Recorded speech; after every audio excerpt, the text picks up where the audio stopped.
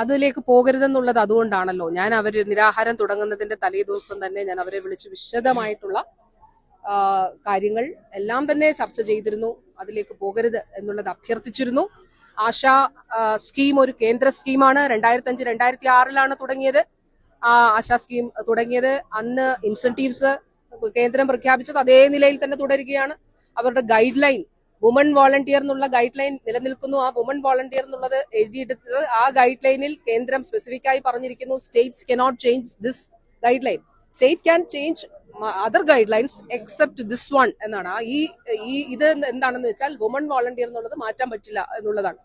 അപ്പൊ അടിസ്ഥാനപരമായിട്ടുള്ള കാര്യങ്ങളിൽ മാറ്റം ഉണ്ടാകണമെന്നുള്ള നിലപാടും അതോടൊപ്പം ഇപ്പോ ഓണറേറിയത്തിന്റെ സംബന്ധിച്ച കാര്യത്തിൽ ഓണറേറിയത്തിൽ ഏറ്റവും മികച്ച നിലയിൽ രാജ്യത്ത് നൽകുന്ന സംസ്ഥാനം കേരളമാണ്. അത് നമ്മൾ നൽകിയിട്ടാണ് പറയുന്നത് ഇനിയും ഇൻസെന്റീവ്സ് ഉയർത്തണം. ഇൻസെന്റീവ്സ് ഉയർത്തുമ്പോൾ കേന്ദ്രം മാത്രമല്ലല്ലോ അത് ചെയ്യുന്നത്. കേന്ദ്രം 100 രൂപ കൂട്ടിയാൽ 60 രൂപ കേന്ദ്രവും സംസ്ഥാനം 40 രൂപയുമാണ്. ഇൻസെന്റീവ്സ് കൂട്ടണം, വുമൺ വോളണ്ടിയർ എന്നുള്ളത് മാറ്റണം. ഞാൻ 2 വർഷം മുൻപ് 1.5 വർഷം മുൻപോ ആശമാരിൽ എത്ര പേർ ഇൻഷുറൻസ് പരിരക്ഷയിൽ ഉൾപ്പെട്ടിട്ടുണ്ടെന്ന് നോക്കിയപ്പോൾ 26,125 ആശമാരിൽ 13,000 ആശമാർ ഇൻഷുറൻസിൽ ഉൾപ്പെട്ടിട്ടില്ല. അപ്പോൾ ഞാൻ സ്റ്റേറ്റ് മിഷൻ ഡയറക്ടറോട് പറഞ്ഞു, ഈ 13,000 ആശമാരെയും കാസ്പിൽ ഉൾപ്പെടുത്തുന്നതിന് വേണ്ടിയിട്ടുള്ള അപേക്ഷ നാഷണൽ ഹെൽത്ത് മിഷന് കൊടുക്കണം, നാഷണൽ ഹെൽത്ത് അതോറിറ്റിക്ക് കൊടുക്കണം എന്നുള്ളത് പറഞ്ഞു. നാഷണൽ ഹെൽത്ത് അതോറിറ്റിക്ക് 13,000 പേര് ഉൾപ്പെടുത്തണമെന്ന് പറഞ്ഞു. അപേക്ഷ കൊടുത്ത് 1.5 വർഷമായി. അവരെ ഓപ്പൺ ചെയ്തിട്ടില്ല. ഇത് അവരുടെ പേര് എൻട്രി ചെയ്യാൻ വേണ്ടി നമുക്കത് ഓപ്പൺ ചെയ്തിട്ടില്ല. അത് മാത്രമല്ല, അവർ ഉൾപ്പെടുമ്പോൾ സ്വാഭാവികമായിട്ടും അതിന്റെ പണം നൽകുന്നത് സംസ്ഥാന സർക്കാരാണ്. കാരണം ഒരു വർഷം 1,600 കോടി രൂപ ഇൻഷുറൻസിൽ നൽകുന്നത് സ്റ്റേറ്റ് ആണ്. അതുകൊണ്ട് ആശമാരെ ഉൾപ്പെടുത്തണം എന്നുള്ള 1.5 വർഷത്തിലധികമായിട്ടുള്ള സംസ്ഥാനത്തിന്റെ 13,000 ആശമാരാണ് ഇനി ലെഫ്റ്റ് ഔട്ട് ആയിട്ടുള്ളത്. അവരെ ഉൾപ്പെടുത്തണം എന്നുള്ള സംസ്ഥാനത്തിന്റെ ആവശ്യം അത് പരിഗണിക്കണം എന്നുള്ളതാണ് ഇപ്പോഴും പറയാനുള്ളത്. ശരി.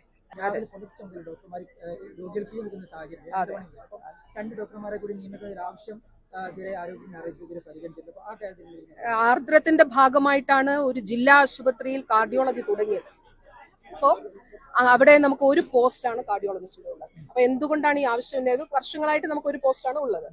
എന്തുകൊണ്ടാണ് ആ ഒരു ആവശ്യം ഉണ്ടാകുന്നത്? അത്രയും ആളുകൾ പാലക്കാട് ജില്ലാ ആശുപത്രി ആശ്രയിക്കുക. നമുക്കൊരു 9 വർഷം മുൻപ് ഒരു ജില്ലാ ആശുപത്രിയിൽ ഒരു കാർഡിയോളജിസ്റ്റോ കാർഡിയോളജി വിഭാഗമോ ഉണ്ടായിരുന്നേയില്ല. അപ്പൊ പാലക്കാട് ഒരു കാർഡിയോളജിസ്റ്റിന്റെ തസ്തിക സൃഷ്ടിച്ചു. കിഫ്ബിയിലൂടെ കാത്ത് ലാബ് അവിടെ അനുവദിച്ചു. അപ്പൊ അവിടെ ആളുകളുടെ എണ്ണം കൂടിക്കൊണ്ടേയിരിക്കുന്നു. അപ്പോ ഇപ്പൊ അവിടെ പറഞ്ഞത് യാഥാർത്ഥ്യമാണ്. ആളുകളുടെ എണ്ണം നല്ല നിലയിൽ സർക്കാർ ആശുപത്രികളിൽ എത്തുന്നവരുടെ എണ്ണം അത്രയും കൂടുന്നുണ്ട്. പാലക്കാട് ഈ പ്രശ്നമുണ്ട്. അപ്പൊ അത് കാർഡിയോളജിസ്റ്റിന്റെ തസ്തിക സൃഷ്ടിക്കുന്ന വിഷയം ആരോഗ്യ വകുപ്പ് ധനവകുപ്പുമായിട്ടുള്ള ആശയവിനിമയത്തിൽ ഫൈനൽ ആയിട്ടുണ്ട്. ഞാൻ സഭയിൽ ഇത് പറഞ്ഞിട്ടുണ്ട്. അപ്പൊ അത് ഉടനെ തന്നെ അതിന്റെ അന്തിമ അനുമതി ഉണ്ടാവും. ടീം, ജനപ്രതിനിധികളുടെ സംഘം, പൊതുസമൂഹം എല്ലാവരും HMCയും എല്ലാം അതിന്റെ ഭാഗമായിട്ട് നന്നായിട്ട് പ്രവർത്തിച്ചു. ഒരു ആശുപത്രി എങ്ങനെ ഇപ്പൊ നമ്മൾ ഇവിടെ കോടിക്കണക്കിന് രൂപയുടെ നിർമ്മാണ പ്രവർത്തനങ്ങൾ നോക്കൂ. ഒരു പട്ടികവർഗ വിഭാഗത്തിൽപ്പെട്ട ആളുകൾ കൂടി ആശ്രയിക്കുന്ന ഒരു ആശുപത്രിയാണിത്. ആശുപത്രിയിലെ സൗകര്യം ഏത് സ്വകാര്യ മേഖലയിലെ ആശുപത്രിയുടെ സൗകര്യങ്ങളെ വെല്ലുന്ന നിലയിലുള്ള കാര്യങ്ങളാണ്.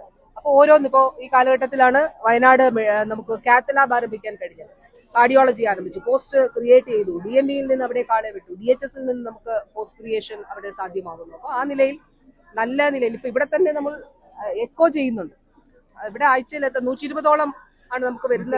170 ഒരു മാസം 170 ആണ് ടോട്ടൽ ഇവിടെ ചെയ്യുന്ന എക്കോ. ഒരു താലൂക്ക് ആശുപത്രിയിലാണ് എന്നുള്ളത് നാം ആലോചിക്കണം. അപ്പൊ അതാണ് ജനങ്ങളുടെ സന്തോഷം. ഇവിടെ നോക്കൂ, എല്ലാവരും ഉണ്ട്. എല്ലാവരും ഒന്നിച്ചു ചേർന്നാണ് ഇവിടെ നിൽക്കുന്നത്. ജനങ്ങൾ ആ സന്തോഷം എക്സ്പ്രസ് ചെയ്യുന്നു. ആരോഗ്യ പ്രവർത്തകർ അവരുടെ സന്തോഷം പ്രകടമാക്കുന്നു. അപ്പോൾ ഇനി ഇപ്പൊ മെഡിക്കൽ കോളേജിന്റെ കാര്യത്തിൽ മെഡിക്കൽ കോളേജ് സാധ്യമാക്കുന്നതിന് വേണ്ടിയിട്ടാണ് സർക്കാർ ശ്രമിക്കുന്നത്. അതിനു വേണ്ടിയിട്ടുള്ള അപേക്ഷ നമ്മൾ സമർപ്പിച്ചു കഴിഞ്ഞു. നാഷണൽ മെഡിക്കൽ കമ്മീഷന് നവംബർ 3-ാം തീയതിക്ക് മുൻപ് സമർപ്പിക്കണമെന്നുള്ളതായിരുന്നു. അപ്പൊ അതെല്ലാ കാര്യങ്ങളും സമർപ്പിച്ചു. അതിനൊരു ഫീസ് അടച്ചുകൊണ്ടാണ് അപേക്ഷ സമർപ്പിക്കേണ്ടത്. ആ അപേക്ഷ നമ്മൾ സമർപ്പിച്ചിട്ടുണ്ട്. ഈ സർക്കാരിന്റെ കാലഘട്ടത്തിലാണ് വയനാടിൽ നമ്മൾ nursing college, government nursing college ആരംഭിച്ചത്. ഇപ്പോൾ സുൽത്താൻ ബത്തേരിയിൽ അവിടെ അമ്മയും കുഞ്ഞും ബ്ലോക്ക് പണി പൂർത്തിയായി. അവിടെ ഫംഗ്ഷനിലാകുന്നതിന് വേണ്ടിയിട്ടുള്ള ശ്രമങ്ങളിലാണ് നമ്മൾ നടത്തുന്നത്. അതുകൂടാതെ നൂൽപ്പുഴയിൽ സിക്കിൾ സെൽ രോഗികളുടെ റീഹാബിലിറ്റേഷനുമായി ബന്ധപ്പെട്ട് ഇനി ഞാൻ പോകുന്നത് സിക്കിൾ സെൽ പേഷ്യൻസിന് സംസ്ഥാനത്ത് നമ്മളൊരു കാർഡ് നൽകുകയാണ്, ID കാർഡ്. അപ്പോൾ കുറച്ച് ഇവിടെ ഇപ്പോൾ പോയിന്റ് ഓഫ് കെയർ എല്ലാ സൗകര്യങ്ങളും ജില്ലയിൽ തന്നെ ഒരുക്കുന്നതിന് സാധിച്ചിട്ടുണ്ട്. സിക്കിൾ സെൽ പേഷ്യന്റ് ആയിരിക്കുന്ന ആൾക്ക് ഇടുപ്പ് മാറ്റിവെക്കൽ ശസ്ത്രക്രിയ നടത്താനായിട്ട് നമുക്ക് കഴിയും. അത് സംസ്ഥാന ചരിത്രത്തിൽ ആദ്യമാണ്. ആ ടീമിനെ സർക്കാർ മെഡിക്കൽ കോളേജിലെ നമ്മുടെ ടീമിനെ കൂടി ഇതിന്റെ ഭാഗമായിട്ട് അഭിനന്ദിക്കുന്നുണ്ട്. തീർച്ചയായിട്ടും അത് വളരെ വളരെ സന്തോഷമുള്ള കാര്യമാണ്. അതിനു വേണ്ടിയിട്ടുള്ള ശ്രമമാണ് നടത്തുന്നത്.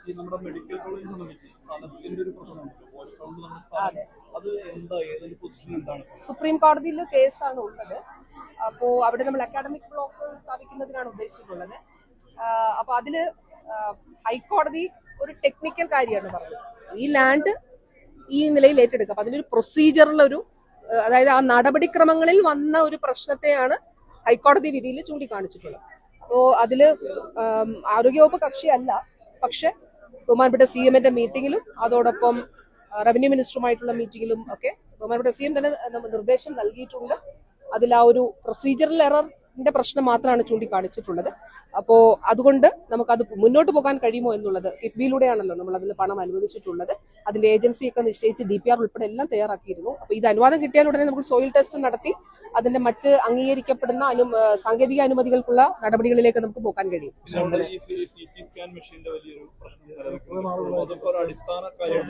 അല്ല, എല്ലാം ഓരോ വിഷയം അഡ്രസ് ചെയ്ത് തന്നെ പോകും. അപ്പോൾ നമ്മൾ എന്തൊക്കെയാണോ അവിടെ സാധ്യം, ഇപ്പോൾ 10 കോടി രൂപ മെഡിക്കൽ കൗൺസിലിന് തന്നെ ഇപ്പൊ അവിടെ കൊടുത്തത് നമുക്കിപ്പം മറ്റ് ഒരു സഹായം കിട്ടുന്നില്ലല്ലോ.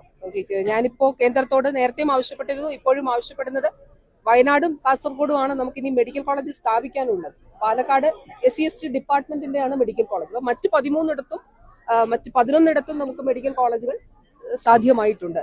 ഏറ്റവും ഒടുവിൽ ആയത് പത്തനംതിട്ടയും ഇടുക്കിയുമാണ്. ഇനി നമുക്ക് മെഡിക്കൽ കോളേജുകൾ MBBS പഠനം, മെഡിക്കൽ വിദ്യാഭ്യാസം ആരംഭിക്കാനായിട്ടുള്ളത് വയനാടും കാസർഗോഡുമാണ്. അപ്പൊ അതിനുള്ള ധനസഹായം രാജ്യത്തുടനീളം മെഡിക്കൽ കോളേജുകൾ കൊടുക്കുമ്പോൾ കേരളത്തിൽ പ്രത്യേകിച്ച് ഒരു ആസ്പിറേഷൻ ഡിസ്ട്രിക്റ്റ് ആണ് വയനാട്. അതുപോലെ കാസർഗോഡ് ജില്ല എൻഡോസൾഫാൻ ഇരകളായിട്ടുള്ള ഒരുപാട് സഹോദരങ്ങളുള്ള ജില്ലയാണ് കാസർഗോഡ്. അപ്പൊ അതുകൊണ്ട് ഈ 2 ജില്ലകൾക്ക് ഒരു ധനസഹായം കൂടി നൽകണം എന്നുള്ളതാണ് ആവശ്യപ്പെട്ടിരിക്കുന്നത്. പക്ഷെ അത് കിട്ടുമെന്ന് പ്രതീക്ഷിക്കുന്നു, കാരണം വീണ്ടും അപേക്ഷിക്കുകയാണ്. അതുകൂടാതെ സംസ്ഥാനം മെഡിക്കൽ കൗൺസിൽ 10 കോടി രൂപ നൽകിയിട്ടുണ്ട് വയനാടിന് വേണ്ടിയിട്ട്. ആ 10 കോടി രൂപയിൽ ഈ പറഞ്ഞതുപോലെ മെഡിക്കൽ വിദ്യാഭ്യാസം ആരംഭിക്കുന്നതിന് വേണ്ടിയിട്ടുള്ള ക്രമീകരണങ്ങൾ അവിടെ ചെയ്യുകയാണ്. ആദ്യമേ നിങ്ങൾ എല്ലാവരോടും നന്ദി അറിയിക്കുന്നു. ഞാൻ വയനാട് ജില്ലയിൽ കഴിഞ്ഞ 4 വർഷമായിട്ട് വിവിധ പരിപാടികൾക്ക് വരുമ്പോൾ ആദ്യമായിട്ടാണ് ഇത്രയും മാധ്യമങ്ങൾ ഒന്നിച്ച് വരുന്നത്. അപ്പോൾ അതിൽ പ്രത്യേക നന്ദി. വൈത്തിരി താലൂക്ക് ആശുപത്രി ഇന്ന് കോടിക്കണക്കിന് രൂപയുടെ ഉദ്ഘാടനങ്ങൾ പൂർത്തീകരിച്ചുള്ള ഉദ്ഘാടനമാണ് നടത്തിയിട്ടുള്ളത്. അമ്മയും കുഞ്ഞും ബ്ലോക്ക് 7.5 കോടി രൂപയുടെ ഉദ്ഘാടനം നടത്തി. അതുകൂടാതെ OPD ട്രാൻസ്ഫോർമേഷൻ 1,45,00,000 രൂപയുടെ അത് നടത്തുകയുണ്ടായി. ലാബിന്റെ ഉദ്ഘാടനം നടത്തുകയുണ്ടായി. അതോടൊപ്പം PP യൂണിറ്റിന്റെ ഉദ്ഘാടനം നടത്തി. ഇനി ഞാൻ പോകുന്നത്, ഇപ്പോൾ ഇവിടുത്തെ ഒരു സന്തോഷം കണ്ടില്ലേ, അതായത് ഒരു താലൂക്ക് ആശുപത്രിയിൽ ആർദ്രത്തിന്റെ ഭാഗമായി നമ്മൾ നടത്തിയ ഇടപെടലുകളുടെ ഭാഗമായി 56 മുട്ടുമാറ്റിവെക്കൽ ശസ്ത്രക്രിയ നടത്തി, ഇടുപ്പ് മാറ്റിവെക്കൽ ശസ്ത്രക്രിയ നടത്തി. ഒരു കുറച്ച് വർഷം മുമ്പ് നമുക്കൊന്ന് ചിന്തിക്കാൻ പോലും കഴിയാവുന്ന ഒരു കാര്യമായിരുന്നില്ല. ഞാൻ താലൂക്ക് ആശുപത്രി സന്ദർശനത്തിന് വരുമ്പോൾ, അതായത് സംസ്ഥാനത്തെ മുഴുവൻ താലൂക്ക് ആശുപത്രികളും ജില്ലാ ആശുപത്രികളും ജനറൽ ആശുപത്രികളും സന്ദർശിക്കുന്നതിന് വേണ്ടിയിട്ട് ഒരു പരിപാടി ഇട്ട് ഞാൻ ഇവിടെ വരുമ്പോൾ, ഇവിടെ ബഹുമാനപ്പെട്ട MLA ശ്രീ T. സിദ്ദീഖ് അദ്ദേഹം വളരെ വ്യക്തമായി സൂചിപ്പിച്ചു, നമ്മളിവിടെ സർവകലാശാലയുടെ കോൺഫറൻസ് ഹാളിൽ പോയി മീറ്റിംഗ് എടുത്തു. ഇവിടെ വലിയ പരാതികളായിരുന്നു ഉണ്ടായിരുന്നത്. ഇപ്പോ ഇവിടുത്തെ ടീമിനെ ഞങ്ങൾ ചേർത്ത്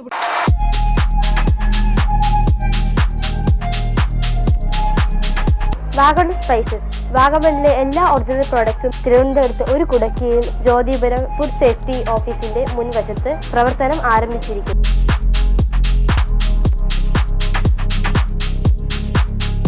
കശുവണ്ടി, കുരുമുളക്, ഗ്രാമ്പു, ഏലക്ക, പട്ട, കാഷ്യൂനട്ട്, നട്ട്സ്, ആൽമണ്ട് എന്നിവയെല്ലാം ഇവിടെ ലഭ്യമാണ്.